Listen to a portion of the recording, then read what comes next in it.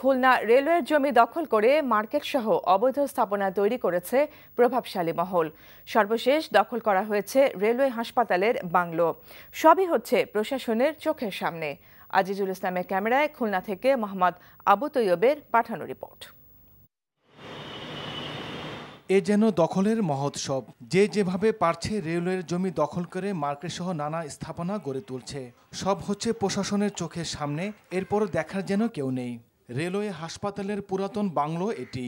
2 বছর আগে রেলওয়ে হাসপাতালটি বন্ধ হয়ে যাওয়ায় পুরাতন এই বাংলোটি পরিত্যক্ত ঘোষণা করা হয়।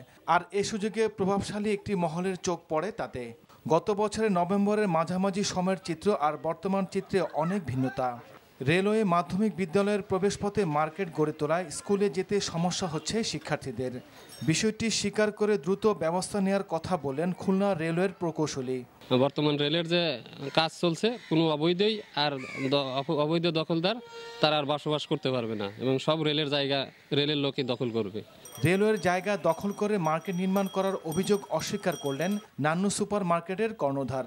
প্রত্যেক দোকানদার মিউটেশন আছে করে তারা নিয়মিত খাজনাও দেয় এবং হোল্ডিং ট্যাক্সও দেয়।